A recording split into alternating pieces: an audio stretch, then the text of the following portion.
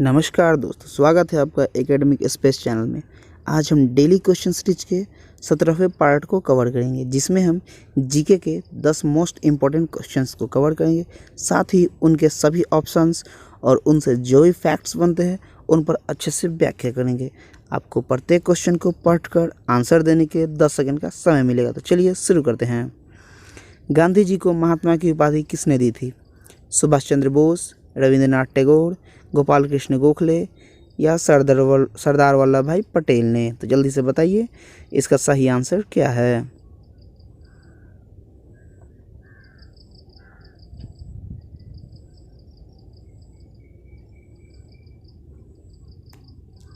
Times up हुआ। गांधी जी को महात्मा की उपाधि रविंद्रनाथ टैगोर ने दी थी। रविंद्रनाथ टैगोर ने गांधी जी को चंपारण सत्याग्रह की सफलता पर महात्मा की उपाधि दी थी। चंपारण सत्याग्रह 1917 में चंपारण बिहार में हुआ था। ये 3 गठिया व्यवस्था के विरुद्ध में हुआ था। इसके बारे में अधिक नहीं बताऊंगा क्योंकि ये लंबी हो जाएगी। नील की खेती से यह संबंधित था। चंपारण सत्याग्रह गांधी जी का भारत में प्रथम सत्याग्रह था। इसके पहले उन्होंने रंग भेद के विरोध में दक्षिण अफ्रीका में सत्याग्रह किया था।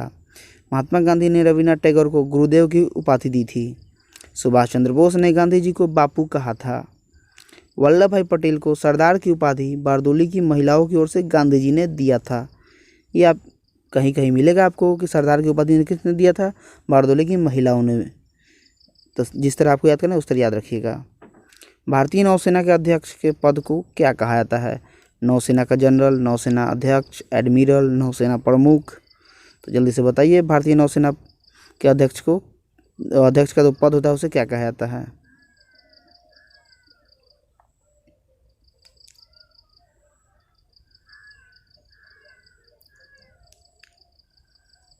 टाइम्स अप हुआ। भारतीय नौसेना के अध्यक्ष के पद को एडमिरल कहा जाता है। नौसेना के वर्तमान अध्यक्ष एडमिरल करमबीर सिंह है। नौसेना के जो भी अध्यक्ष होंगे उनके पहले एडमिरल लगा होगा। वायुसेना के वर्तमान अध्यक्ष एयर मार्शल RKS भदौरिया है। वायुसेना के अध्यक्ष के पद को एयर मार्शल कहा जाता है। जो भी उनके पहले एयर मार्शल लगा होगा। थल सेना के वर्तमान अध्यक्ष जनरल बिपिन रावत है। थल सेना के जो भी अध्यक्ष होंगे उनके पहले जनरल लगा होगा, क्योंकि थल सेना के अध्यक्ष का पद जनरल होता है। देश का सर्वोच्च सेनापति राष्ट्रपति होता है। तो वर्तमान में देश के राष्ट्रपति श्री रामनाथ कोविंद है, अर्थात देश के सर्वोच्च सेनापति भी श्री रामनाथ कोविंद हैं।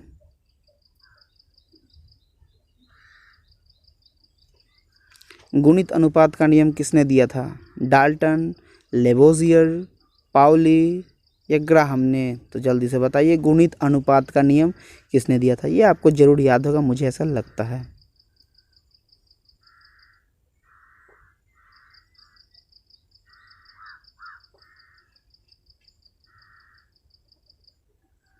टाइम्स अप हुआ। गुणित अनुपात का नियम डाल्टन ने दिया था। आंशिक दाब का नियम भी डाल्टन ने दिया था। डाल्टन के 2 नियम हो गए, गुणित अनुपात के नियम और आंशिक दाब का नियम। एक किसने दिया था? डाल्टन ने दिया था। ये सब याद रखिएगा। द्रव्यमान संरक्षण का नियम किसने दिया था? लेवोजियर ने दिया था। गैसों का विसरण का नियम ग्राहम ने दिया था। अपवर्जन सिद्धांत पाउली ने दिया था। स्थिर अनुपात का नियम प्राउट ने दिया था। तो इन सभी जो सिद्धांत नियम जो बनाए गए ये सभी आप याद रखिएगा। इसके पहले मैंने न्यूटन, आइंस्टीन और मैक्स प्लैंक इन सभी के जो सिद्धांत और नियम हैं उनके बारे में बताया था। तो उन सभी को आप ध्यान में रखिएगा और अच्छे से इन सभी को याद रखिएगा, क्योंकि ये सभी आपके लिए काफ़ी इंपॉर्टेंस है। आप तो जानते नहीं क्या पूछा जा सकता है एग्जाम में, इसलिए आप सभी को अच्छे से ध्यान में रखिए ताकि आपकी तैयारी एकदम मजबूत रहे।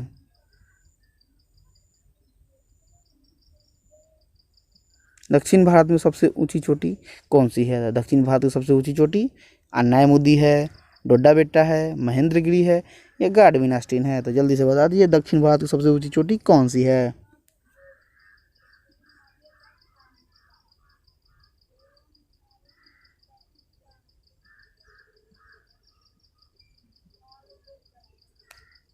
टाइम्स अप हुआ। दक्षिण भारत की सबसे ऊंची चोटी अन्नायमुदी है। अन्नायमुदी अन्नामलाई की पहाड़ी पर स्थित है। इसकी ऊंचाई 2696 मीटर है। नीलगिरी की पहाड़ी की सबसे ऊंची चोटी डोडा बेट्टा है। डोडा बेट्टा चोटी की ऊंचाई 2637 मीटर है। गार्डविन आस्टीन भारत की सबसे ऊंची चोटी है। यह संसार की यानी विश्व की दूसरी सबसे ऊंची चोटी है। इसकी ऊंचाई 8611 मीटर है। विश्व की सबसे ऊंची चोटी माउंट एवरेस्ट है। इसकी ऊंचाई 8850 मीटर है। यह नेपाल में है। इसे नेपाल में सागरमाथा कहते हैं। इसे भी आप याद रखिएगा। सुनहरी क्रांति का संबंध निम्नलिखित में किससे है? कपास के उत्पादन से, बागवानी उत्पादन से, टमाटर उत्पादन से या झींगा के उत्पादन से? तो जल्दी से बताइए, सुनहरी क्रांति का संबंध किसके उत्पादन से है?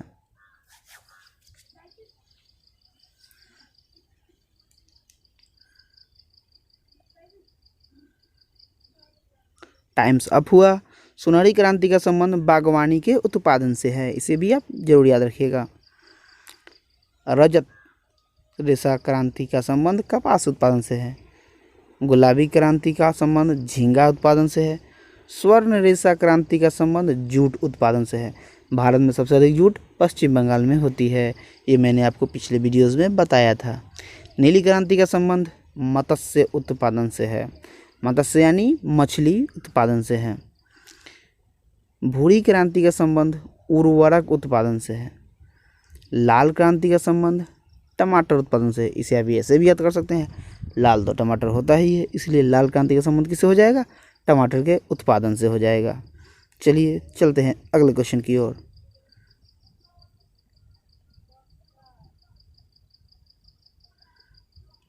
और हाँ दोस्तों, आपसे मैं रेगुलर रिक्वेस्ट करता हूँ कि आप अगर चाहते हैं कि हम इसी तरह आपकी हेल्प करें, आपकी मदद करें, आपके लिए इसी तरह की अच्छी अच्छी वीडियोस लाएं, तो आप प्लीज़ हमें सपोर्ट कीजिए। और आप तो जानते ही आपको क्या करना है, बस वही लाल जो दिख रहा है नीचे उस पर दबा दीजिए, उसे ऑन हाईलाइट कर दीजिए, बेल आइकन है उसको प्रेस कर दीजिए। लाइक तब करेंगे मेहनत अच्छी होगी तो। और अपने दोस्तों के पास तो ज़रूर भेजिए, क्योंकि उन्हें भी इतनी अच्छी मिलनी चाहिए, क्योंकि इतनी अच्छी लगभग मुझे उम्मीद है कि कोई नहीं देता है, कि सभी देते हैं क्वेश्चन आंसर। और सॉरी, मुझे दूसरे को मतलब कि बुराई करके आगे नहीं बढ़ना है, मुझे अपनी मेहनत और अपने दम पे आगे बढ़ना है। इसलिए प्लीज़ आप मुझे सपोर्ट कीजिए। और मैं रेगुलर कहता हूँ कि आप अपने 2 दोस्तों से इस चैनल को सब्सक्राइब करें, और उनसे कहिए कि वे अपने 2 दोस्तों से इस चैनल को सब्सक्राइब करें, तभी हम सबकी हेल्प कर पाएंगे। चलिए चलते हैं अगले क्वेश्चन की ओर।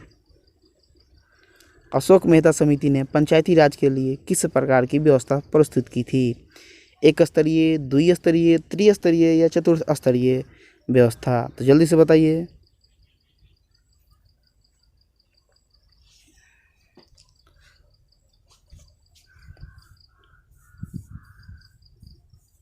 टाइम्स अप हुआ। अशोक मेहता समिति ने पंचायती राज के लिए द्विस्तरीय व्यवस्था प्रस्तुत की थी। अशोक मेहता समिति ने पंचायत राज में द्विस्तरीय व्यवस्था एक जिला स्तर पर, एक पंचायत स्तर पर प्रस्तुत की थी। अशोक मेहता समिति का गठन जनता दल ने 1977 में किया था, परंतु इनके द्वारा प्रस्तुत किया गया व्यवस्था को लागू नहीं किया गया। बलवंत राय मेहता समिति की गठन 1957 में हुआ था। इसने पंचायती राज में त्रिस्तरीय व्यवस्था को प्रस्तुत किया। ग्राम पंचायत, पंचायत समिति और जिला परिषद।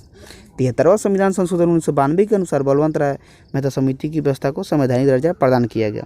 सर्वप्रथम जवाहरलाल नेहरू द्वारा राजस्थान के नागौर जिले में बदनगरी गांव में 2 अक्टूबर 1959 को पंचायती राज व्यवस्था लागू की गई। किसकी वृद्धि होने से ठोस द्वारा डाले गए दबाव में कमी आती है? वेग, संवेग, बल या क्षेत्रफल?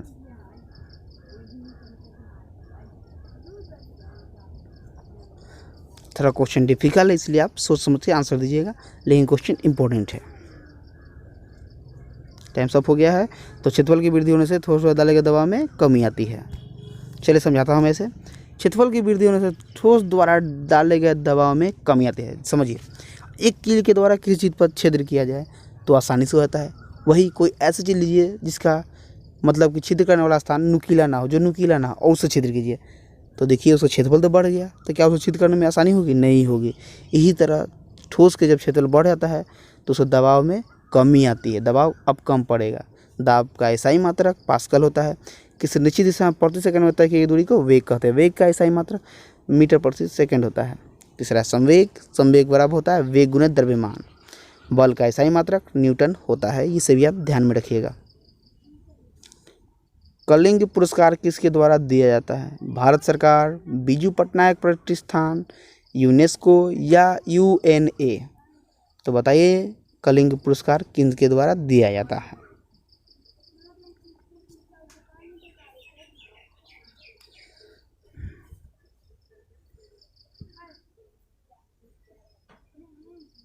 टाइम्स अप हुआ।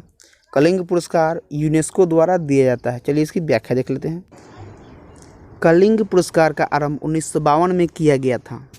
इसकी स्थापना कलिंग फाउंडेशन के संस्थापक बीजू पटनायक ने की थी। यह पुरस्कार यूनेस्को द्वारा विज्ञान को लोकप्रिय बनाने में दिया था। यह पुरस्कार अन्य शैक्षणिक प्रोत्साहन के रूप में दिया जाता है। यूनेस्को का मुख्यालय पेरिस, फ्रांस में है। पेरिस फ्रांस की राजधानी है। यूनेस्को की स्थापना 4 नवंबर 1945 को हुई थी। भारत यूनेस्को का सदस्य 1946 में बना। यूनेस्को के वर्तमान अध्यक्ष आंद्रे ओजिले हैं। स्वामी विवेकानंद का बचपन का नाम क्या था?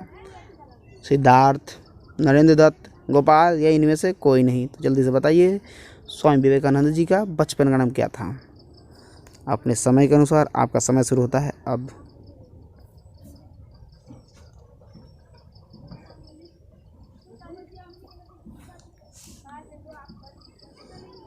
टाइम्स अप हुआ। स्वामी विवेकानंद का बचपन का नाम नरेंद्र दत्त था। स्वामी विवेकानंद का जन्म 12 जनवरी 1863 को कोलकाता में हुआ था। विवेकानंद के जन्मदिन 12 जनवरी को ही राष्ट्रीय युवा दिवस मनाया जाता है। विवेकानंद ने 1893 में शिकागो धर्म सम्मेलन में वेदांत दर्शन को सर्वश्रेष्ठ स्थापित किया। कर्मयोग और ज्ञान योग विवेकानंद की प्रमुख रचनाएं हैं। ये कर्मयोग और ज्ञान योग पुस्तकें हैं। आधुनिक भारत का आध्यात्मिक गुरु स्वामी विवेकानंद को माना जाता है। और एक बात, स्वामी विवेकानंद को विवेकानंद की उपाधि महाराजा खेतरी ने दी थी। तो इन सभी बातों को जरूर याद रखिएगा। ये स्वामी विवेकानंद जी के महत्वपूर्ण फैक्ट्स हैं। अंतिम क्वेश्चन, भारत का सबसे पहला लौह इस्पात कारखाना की स्थापना कब हुई थी? 1907, 1874, 1968, 1955? तो जल्दी से बताइए भारत में सबसे पहले लौह इस्पात कारखाना की स्थापना कब हुई?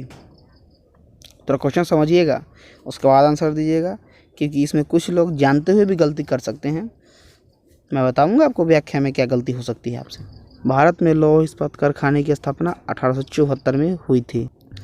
यहाँ आपने गलती की होगी कि मैंने सफल कारखाने की स्थापना नहीं पूछी थी।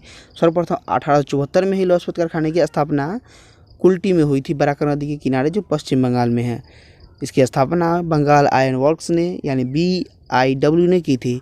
जबकि सर्वप्रथम सफल कारखाने की स्थापना 1907 में स्वर्णरेखा नदी के किनारे जमशेदपुर में हुई थी। इसकी स्थापना जमशेदजी टाटा ने की थी। इस कंपनी का नाम है TISCO, Tata iron and steel company. चलिए, बोकारो लौह इस्पात कारखाने की स्थापना 1968 में हुई थी। भिलाई लौह इस्पात कारखाने की स्थापना 1955 में हुई थी। चलिए एक और बात बता दूं कि भारत लौह इस्पात कारखाने के उत्पादन में चौथा स्थान पर है। इसके पहले पहला स्थान चीन, दूसरा स्थान जापान, तीसरा स्थान USA है। तो आज यहीं पे क्वेश्चन सीरीज को समाप्त करते हैं। मिलेंगे अगले क्वेश्चन सीरीज में, लेकिन आपको रेगुलर की तरह मैं बता दूं कि पढ़ते हैं तो थोड़ी ध्यान से पढ़िए। ऐसा नहीं कि टाइम पास फाकी मारना, बस पढ़ाई मन से ना हो, बस करनी है टाल दी। काम मत समझिए, इसे अपनी जिम्मेवारी समझिए। जिस दिन आपको ये जिम्मेवारी लगेगी उस दिन आप सक्सेस की ओर बढ़ जाएंगे। एक सीढ़ी आप पार कर चुके होंगे सक्सेस की ओर, आपकी अगली सीढ़ी बची होगी। तो इसलिए आप अपनी इसे जिम्मेवारी समझें। समझ ले कि मुझे करना है तो करना है, बस चाहे किसी हाल में करूँ। कोई भी काम हो, काम न करने के तब बहाना ढूंढ, काम करने के बहाना ढूंढ के दिखाओ, तब मैं मानूँ। मिलते हैं अगले क्वेश्चन सीरीज में। जय हिंद, जय भारत।